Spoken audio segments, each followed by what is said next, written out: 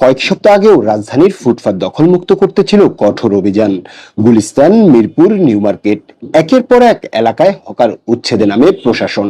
তখন বলা হয়েছিল ফুটপাত হবে পথচারীদের জন্য, কিন্তু উচ্ছেদের কিছুদিন না যেতেই বদলে যায় দৃশ্যপট।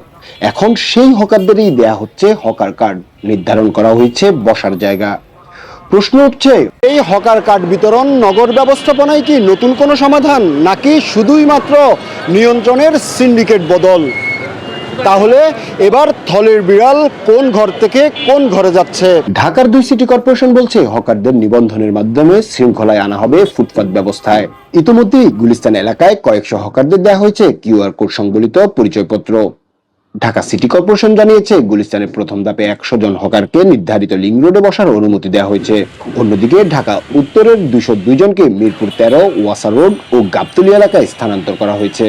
যেখানে হকার সংখ্যা 3 লাখ থেকে 5 লাখ, ফুটপাতের প্রায় 40% দখল করে থাকে এই হকাররা, সেখানে এখন পর্যন্ত তালিকাভুক্ত হয়েছে মাত্র 1400 জনেরও কম। কিন্তু প্রশ্ন উঠছে তালিকা নিয়েই, কারা পেলেন কার্ড, কারাই বা বাদ পড়লেন, আর কারাই বা ঠিক করলেন কে বৈধ আর কে অবৈধ? সংশ্লিষ্টদের অভিযোগ, আগে ফুটপাত নিয়ন্ত্রণ করত স্থানীয় প্রভাবশালী রাজনৈতিক ছত্রছায়া আর চাঁদাবাজ সিন্ডিকেট। এখন কার্ডের আড়ালে সেই নিয়ন্ত্রণ রূপ পাচ্ছে কিনা। 110 জন না কয়জনে কার্ড দিচ্ছে শুনছি। বর্তমানে আমাদের নেতা যে আছে হকারদের এই লাইনের, উনি বলছে যে এটা স্থগিত আছে কার্ড দেওয়া। আর যারা পাইছে 110 জন না কয়জনে দিচ্ছে শুনছিলাম, কিন্তু চোখে দেখি নাই। এরা স্থানীয় নেতাদের আত্মীয় স্বজন, প্রকৃত হকার না এরা। এখন কার্ডের আড়ালে সেই নিয়ন্ত্রণ নতুন রূপ পাচ্ছে কিনা তা নিয়েও রয়েছে শঙ্কা। সিটি কর্পোরেশন বলছে এবার নির্দিষ্ট সময় ও নির্দিষ্ট স্থানে ব্যবসার সুযোগ দেওয়া হবে। সিটি কর্পোরেশনের রাস্তা বা আপনার যে বিভিন্ন জায়গায় ব্যস্ত রাস্তাগুলো যেভাবে হকার্সরা দখল করে যে ব্যবসাগুলো করতেছিল, এখন যেহেতু ওনাদের জন্য একটা নির্দিষ্ট স্থানের ব্যবস্থা করে দিচ্ছে, সেই ক্ষেত্রে আমি মনে করি যানজট নিরসন এবং মানুষের ভোগান্তি কমাতে এটা অনেকটা সাহায্য করবে। ফুটপাতের অন্তত 5 থেকে 6 ফুট পথচারীদের জন্য ফাঁকা রাখার কথাও বলা হয়েছে, কিন্তু বাস্তবতা বলছে ঠিক উল্টোটা। আমাদের পুনর্বাসন করব, পুনর্বাসন করতেটা এরকম না যে আমার জায়গাটা রাখে আইসি আমি রাস্তায় বসে পড়বো।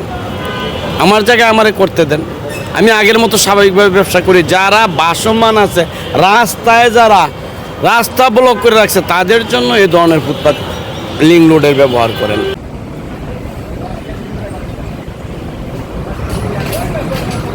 যেসব স্থানে পুনর্বাসনের কথা বলা হচ্ছে, সেখানকার 5 ফুট বাই 4 ফুটের নির্ধারিত স্থানটি আসলেই হকারদের ব্যবসার জন্য পর্যাপ্ত নয় বলছেন অনেকেই। একবারে খুবই কম, এটা দিয়া কোনো অবস্থাতে হকাররা দোকানদারি করা সম্ভব হবে না। জায়গা একটু প্রশস্ত দরকার, কমপক্ষে 60 ইঞ্চি জায়গার দরকার একটা হকারের। কেউ কেউ বলছেন হকাররা কখনোই এই সমস্ত নির্ধারিত জায়গায় বসবে না, তারা তাদের নির্ধারিত পূর্বের জায়গাতেই থাকবে। দেখাও যাচ্ছে ঠিক তেমনটাই, যার সবকটি জায়গাতেই আগেও অনিয়ন্ত্রিতভাবে হকার বসতো। উচ্ছেদ, পুনর্বাসন, আবারও উচ্ছেদ, বছরের পর বছর ঢাকার ফুটপাত ব্যবস্থাপনা যেন একই চক্রে ঘুরছে। এখন হকারদেরকে দেয়া হচ্ছে হকার কার্ড। এটি কি নগর জীবনে স্বস্তি ফেরাবে, নাকি শুধুই মাত্র নিয়ন্ত্রণের হাত বদল? এমন প্রশ্ন এখন ঘুরপাক খাচ্ছে সাধারণ মানুষের মনে। বিশেষজ্ঞদের মতে কার্যকর নীতিমালা, স্বচ্ছ তালিকা এবং রাজনৈতিক হস্তক্ষেপ মুক্ত ব্যবস্থাপনা ছাড়া এই কার্যক্রমটিও আসলে কার্যকর হবে না বলে মনে করছেন তারা। তাহলে কি পুরনো আদলে শুধুমাত্র যোগ হলো নতুন একটি কার্ড? আশরাফ হোসেন, ঢাকা ওয়াচ 24।